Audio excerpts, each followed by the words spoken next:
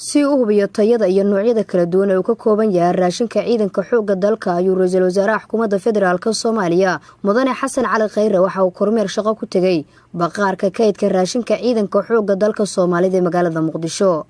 Raashinka ku jiray baqaarka kaydka raashinka ciidanka ayaa isugu jiray bur, bariis, saliid, malaay ama kalluun ay aad u sareysay tayadiisu. Ra'iisul wasaaraha xukuumadda federaalka Soomaaliya Mudane Xasan Cali Khayre waxa uu indheeyay tayada iyo noocyada kala duwan oo ka kooban yahay raashinka la siiyo ciidanka militariga Soomaaliya, halka warbixino ka dhageysanaya ku aadan qaabka loo bixiyo raashinka iyo sida loo hubiyo raashinku uu gaaray ciidanka xoogga. Saraakiisha ciidanka militariga ugu horeeyo taliyaha ciidanka militariga Soomaaliya ra'iisul wasaaraha xukuumadda federaalka Soomaaliya Mudane Xasan Cali Khayre weheliyo taliyaha ciidanka xoogga dalka iyo saraakiil kale oo ka tirsan ciidanka militariga ayaa booqday xarunta loogu talagalay in la dhigo warshada lagu sameynayo dareeska ciidanka, taa oo hirgelinteeda ay ka dhiman yihiin agab yar oo uu ra'iisul wasaaruhu ballan qaaday in dhawaan la dhammaystiri doono si warshada u soo saarto dareeska kala duwan ee ciidanka qalabka sida. Jenaraal Maxamed Maxamuud Garabey madaxa hoggaanka saadka ee ciidanka xoogga dalka oo la hadlay warbaahinta qaranka ayaa sharaxaad dheer ka bixiyay ujeedada kormeerka uu ra'iisul wasaaraha xukuumadda federaalka Soomaaliya ku yimid baqaarka kaydka raashinka ciidanka xoogga dalka Soomaaliyeed. Ra'iisul wasaaruhu dhabagal buu ku waday dhammaan dalka oo dhan, gaar ahaan wuxuu aad iyo aad u daneynayay inuu ogaado nolosha ciidanka xoogga dalka Soomaaliyeed iyo kaydadkiisa. Marka maanta booqashadu ay ahayd booqasho ugu talagalay in ciidanka xoogga dalka Soomaaliya kaydadkiisa raashinka iyo meel uu ku nool inuu soo booqday ee muhiimadiisu haysa maanta.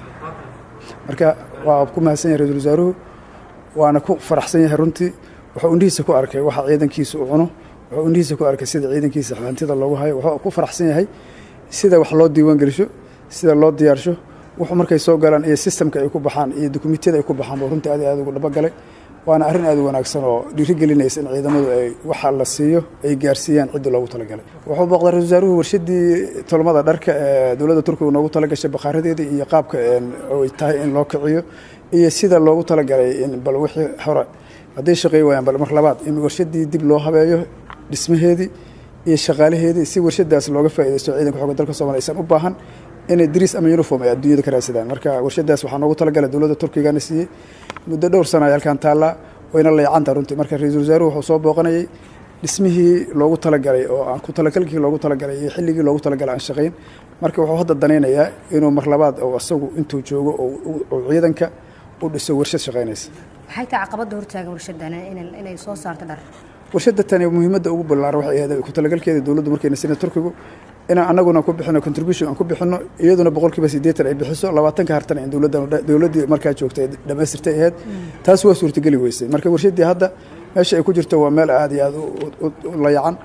information arrintaas oo maqlay wuxuuna hadda ku adkeynayaa in ciidanka xoogga dalka Soomaaliya warshadaas oo didibada u aaso wixii facility ku bixinaya inuu ciidanka bixiyo. warshadani in la helo maxay faa'iido u leedahay ciidanka? ma sha Allah, warshadani waa warshad dharkeedii wadata, qalab casri ah ku rakiban yahay, baahi tiri karta dhammaan ciidamada qalabka sida booliiska, nabad sugidda, ciidan walba ciidanka qaranka oo dhan baahi tiri karta marka la istaaro. waa warshad runtii aad baaxadeed u weyntahay. dhinaca kale ra'iisul wasaaraha xukuumadda federaalka Soomaaliya Mudane Xasan Cali Khayre ayaa qaar ka mid ah dadka degmada Xamar Jajab ee gobolka Banaadir si caadi ah u weydiinayay xaaladooda gaar ahaaneed iyo tan amni ee xaafadda ay ku nool yihiin, kuwa aad ugu faraxsanaan arkaan ra'iisul wasaarahooda.